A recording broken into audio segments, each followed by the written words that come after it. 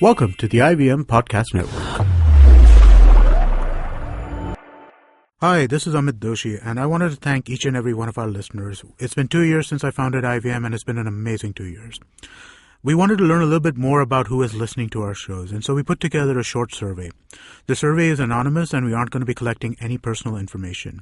I would really appreciate it if you could take a couple of minutes out of your day and go to ivmpodcast.com/survey and fill it out. Thanks, and please keep listening. You're listening to TFG Football. Good morning all, welcome to a new episode of TFG Football Podcast. My name is Nikhil and Siju is travelling, so she won't be here, hosting the show, but I'll cover up for her. Our people are, all around I-League venues. Oja is with me, he is from Bangalore, he's in Bangalore right now. Yeah, I'm actually speaking to you from Kanteerava Stadium where the Mohun Bagan team ka practice is underway. Okay. And it's a nice sunny morning out here and some fans are here. We got everybody running around and sweating it out. Okay. So pretty good. I think I'll just walk over to a stadium next time I do the show. Okay. No rains in Bangalore, right?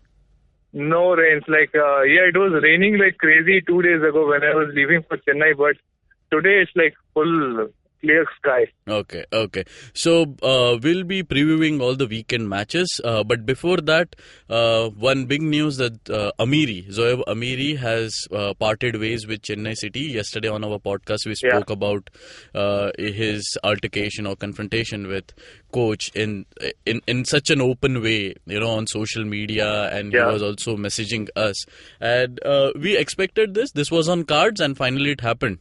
Yeah. So, you can't really keep a player in the team after he just completely openly just declares a rebellion against the coach. Yeah. And you can't just seriously, even if the coach has said something, you have to take it over the team management. The moment you go in public and say that the coach is a liar and an unprofessional, you cannot expect to remain in the same team. That's like a complete scorched earth strategy. Yeah. You are trying to get yourself fired if you say something like that. Yeah. And he did that to multiple media organizations, not just us. Yeah. So, maybe he wanted out.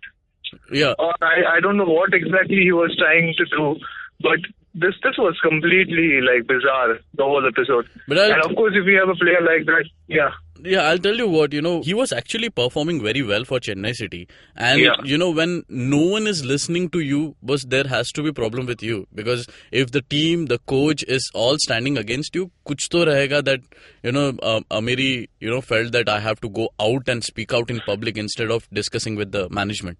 Yeah. I don't know what exactly. I mean, we've been hearing that the Chennai City dressing room has been going through a lot of hardships and everything. But seriously, this could not have come at a worse time. They got a 1-1 draw against Bengaluru FC, and that was okay, maybe they have a chance to, make an impact in the league.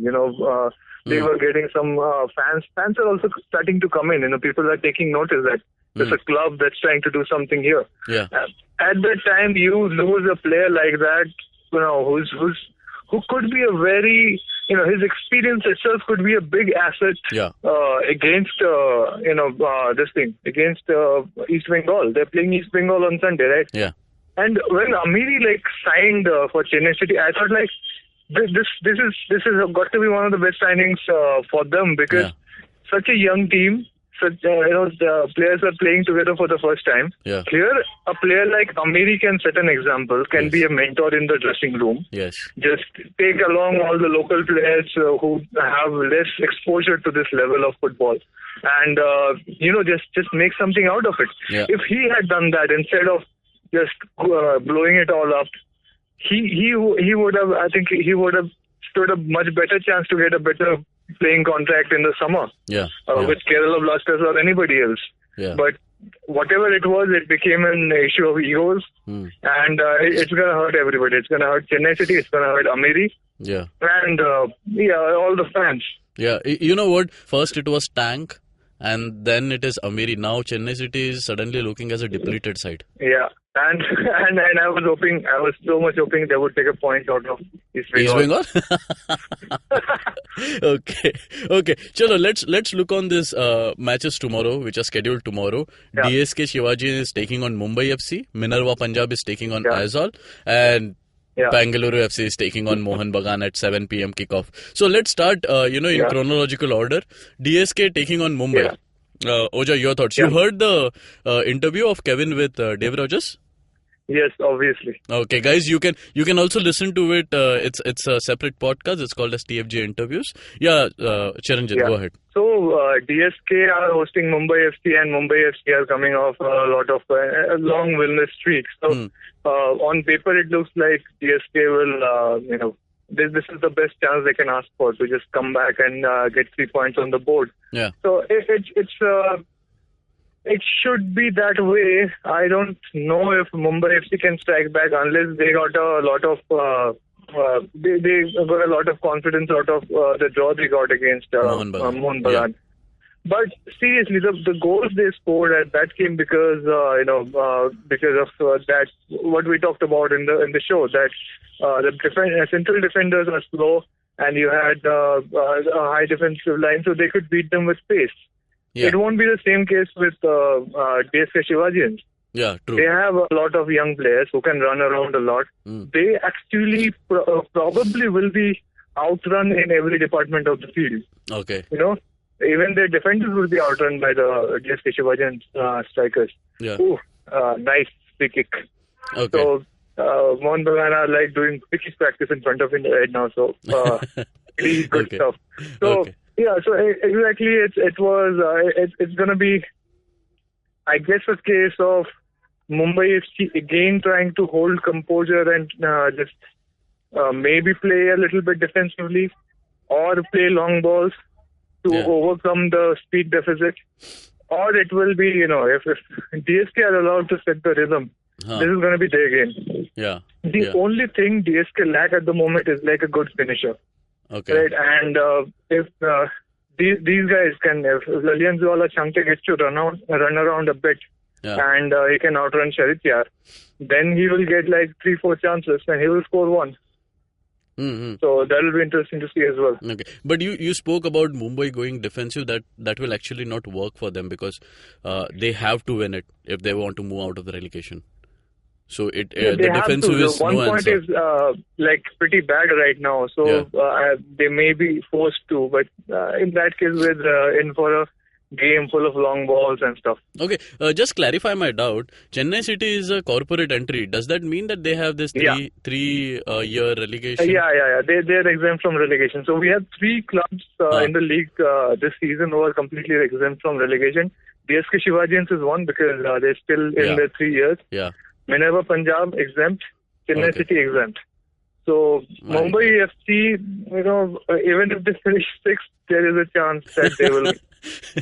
Isn't it funny? 6th or 7th, yeah. Huh?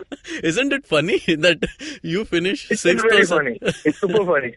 Okay. I mean, obviously, I don't think like DSK Shivajians will be in the bottom 3, but it's a high possibility that the bottom 2 teams will be corporate entries, so they won't get relegated.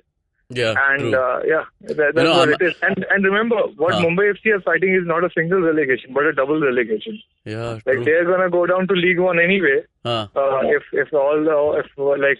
things pan out the way they look like they're gonna pan out now. But if they get a relegation this season, they will go down to League 2. So they're actually going from first division to third division. That is like a major fall. Like nobody goes down 2 divisions in one season. Kya kare? That's the system. So, but I'll tell you what, I'm just receiving some news that Steven Dias and Pratik Chaudhary are also traveling with the team to Pune. So that might just strengthen the defense as well as the free kicks area where hopefully and so they're like Santosh Kashyap was telling, like he's treating his players like children, and if they do something wrong, घर से निकाल दिया, फिर वापस सुधरेगा तो वापस आएगा. So I think they're like whatever things they were doing wrong, hopefully they're doing right now, and that must be the only reason why Santosh Kashyap allowed them back in the team, right? Yeah, true. And there are few set of yellow wicket fans who are traveling to the game at Pune. So Good. It will be a good scene. Moving on, the what if case. Aizawl plays Minerva. What if they win this? Yeah. They move more closer to the trophy. Aizawl should win this. Yes. But you're gonna always have to wonder what kind of performance Minerva Punjab will put on. They're not completely without merit, and they can grind out results at home. So but then again, like Aizawl FC, the kind of the kind of pace they have, the kind of rhythm they have, that has to be disturbed if Minerva Punjab want to do anything. I think they should, or they are going to adopt a strategy similar to Shillong Lajong game, where they will simply, play a very physical game, disruptive game, try to play long balls and just negate the midfield if they can. But that the problem with that kind of a strategy is that it's very hard to keep possession with a strategy like that. And the moment you lose possession, you just every time you do that, you hand Aizawl FC an opportunity to counter. Right. And now what will be interesting to see is that can Aizawl FC players, put together good long moves, like not long balls, like proper runs through the middle of the pitch on that surface.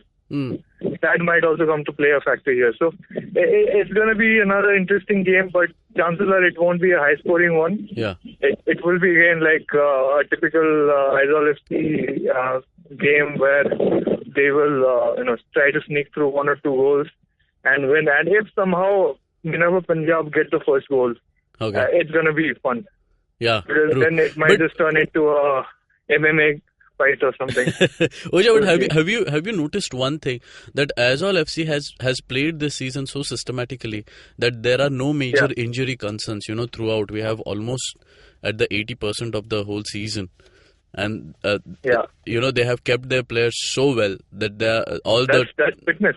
That's fitness. And the fact that the club has been active since late August, I think. Their season started late August because they were playing in the Mizoram Premier League. They kept most of the squad together.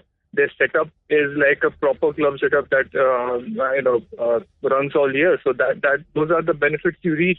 Rather, Bengaluru FC also reaped some of the same benefits because they have been in business since AFC Cup. Of course, they suffered a little bit because most of their players went out to ISL. But not the case with Aizawl FC. True. Aizawl FC probably have the fittest and least tired players in the league. True. Maybe that's a factor. Maybe that's the reason why they just suddenly went to the top of the table. Completely. You spoke about Bengaluru FC. Let's touch upon this big 7 p.m. kickoff, Bengaluru FC versus Mohun Bagan. You have so many memories. I'm going to tell you what's happening right now. The Mohun Bagan practice session has ended and the players are forming a huddle. A couple of minutes, Sanjay Singh was talking to them. He's still talking to them. And then they took a moment and everybody prayed. Right. So everybody said a prayer.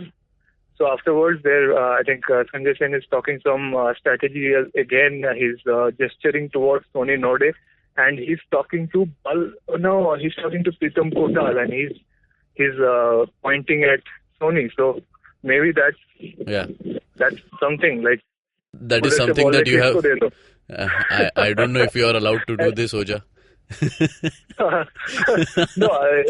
one of the funny moments earlier was that I saw the Mohun Bagan team was playing a short practice match of like 15 minutes, splitting into two teams, and Sanjay Singh was in the middle. He was playing the referee and he was giving out instructions, and you can hear behind me the team is leaving after practice, and the fans who have gathered here. They are cheering them on. Okay. Yeah, we can hear that. You can hear that. Okay, Oja, looking at this match, Bengaluru FC and Mohun Bagan are not in best of their forms. And this match could bring in, that kind of revive that, either of the team requires. So, obviously, Mohun Bagan have more to fight for in this particular game. I'm not talking about the AFC Cup match, the I-League match, which is happening tomorrow. So Bengaluru FC at this point, this is all about pride for them. Whatever they do in I-League is for pride. Right? They just need to show something, give their fans something to cheer about and finish maybe in the top 3. What Mumbai FC wanted to do should be Bengaluru FC's goal right now. But it's also a precursor to the game where Albert Roca will be putting his most his biggest power behind. Right, the AFC Cup game, because that's the chance of redemption for Bengaluru FC. If they can do well in AFC Cup this season. So yeah, it seems like both the teams will not come all out. I mean, Mohun Bagan will put more weight behind it than Bengaluru FC. Bengaluru FC may be happy with a draw, but of course this is a home game. They should aim for a win. It seems like a few players will be dropped, will be rested for BFC. And Mohun Bagan are also playing without, of course, Gabriel has not travelled. Pranay has not travelled. We also saw, JJ Lateklu was just doing physical training today. He did not do any of the main training sessions that was happening with the rest of the team. So he's definitely not playing tomorrow, but they are definitely trying to get him fit for the AFC Cup game. So there's going to be a lot of mental calculations going on, which is not the ideal scenario for these two teams to meet, because every time these two teams play, we have had a wonderful story to tell afterwards. So it's a very you are right, it's a less than ideal situation for these two clubs to clash, but it's the reality. We have such a congested fixture. We have a league that is just shrinking under the weight of another tournament. And we have international break and international club competition in the middle of it. So these are human beings. You have to make sure that you don't overwork them. So that's how it's going to be. So maybe one of the effects that it can have is that we may finally see a major goal fest between these two teams. Seriously? That may be one of the things. And I was looking at Duffy and Balwant play alongside each other. I'm pretty sure Daniel Alimpuya will also be salivating at this Mohun Bagan defense, because this is exactly his kind of game. He can make those runs down the middle, and without Pranay there to play that blocker, he will get a lot of yards immediately. He can outrun Eduardo any day. You spoke about that, the slow defense, and Bengaluru has those quick run makers who can just, be faster than your defense. Udanta and this guy, Daniel Alimpuya, they will be major, attack builders in that game. And Sunil Chetri, of course, he will be trying to get his touch back. We don't know how much it will be effective on tomorrow. But he should be looking forward to this game as well, if not for anything else, but just to get a taste of this team ahead of AFC Cup first game on Tuesday. So expect them to hold back a little bit, but still go for full points. You know what? I agree with all the points you have made, but I still feel that Mohun Bagan fans will be worried for one player, Shilton Paul, who will be at the nets. Yes, Lord Shilton Paul. He was pretty good at practice today, though. Made some really good saves. But he's not Debjit. The match has a different pressure. Shilton is somebody who has buckled under pressure. There was the most infamous case is that IFA Shield game from 2013-14. It was a derby. It went into penalties, and right after the final whistle sounded, Shilton just went down to the ground. Everybody could see he was nervous as anything. And of course, Gurpreet Singh Sandhu was the goalkeeper for East Bengal, and of course, East Bengal won the match. Shilton Paul was completely he looked blind in that penalty spot. But again, you should not hold a penalty shootout against the goalkeeper, but we have seen time and again how things get a bit,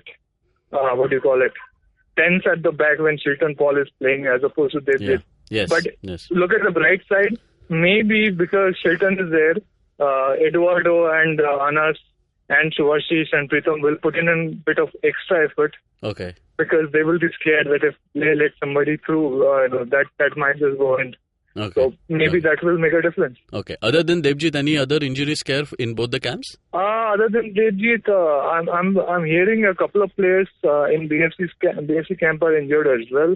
Okay. I'm not sure if anybody else has travelled with Mohun Bagan who's got an injury. JJ is the only one who was doing physical training, so he's not going to play. So he's the only injury case as far as I see. Okay. Chalo, let's move on to the Sunday matches. Churchill Brothers takes on Shillong Lajong at 4:30 and Chennai City FC takes on East Bengal. Your thought on Churchill Brothers? It's a different side now. Yeah, well, of course, they have showed that they can actually get 3 points out of title contenders. And that is pure spirit. So whatever they're doing, it's working for them, and I expect them to carry on with this. Churchill Brothers have a chance to sort of get themselves into the top 5 or whatever it is in the next couple of rounds if they can keep up with the rhythm that they have got. So that's what they'll try to do, I think, on Sunday. Okay. And the last match, Chennai City versus East Bengal? Big one, right? It's so sad that Amiri is not there. Yeah. Because he could have played a role. Hopefully, a challenge like East Bengal, you see Reagan and other players, Charles, step up and try to get a point out of this. But it's very hard to see this team, Chennai City FC team get a win against East Bengal or even a draw. Yeah. They wouldn't have gotten a draw against Bengaluru FC if they had not gotten lucky on 2 or 3 occasions. Yeah. One with a couple of occasions where BFC players just finished wrong, and then they got lucky with the handball decision. Okay. So all that going into consideration, it's hard to see that happening again. Yeah. In the next game. Okay. And if that is the case, then they probably won't get a point out of this. I mean, I seriously want it. I'm traveling to Chennai to see the game simply because part of me hopes there will be something, something worthwhile, something worth remembering. Okay. But let's see if Chennai City, who are going through so much hardship on and off the field right now, can, just rise to the occasion and give us something memorable. I feel you are asking for too much. I'm not asking for too much. I'm asking for 1 point. That's enough. Okay. Guys, you can log on to our website, thefangarage.com, where we'll be covering all these matches through our live commentary section. You can log into our Twitter handle, TFG Football, also our Facebook page, The Fan Garage. You can listen to our podcast on Indusworks Media, Audio Boom, SoundCloud, iTunes, and definitely on YouTube. You can download this app, IVM Podcast, where there are different podcasts with a lot of information. Till then, take care. Bye-bye.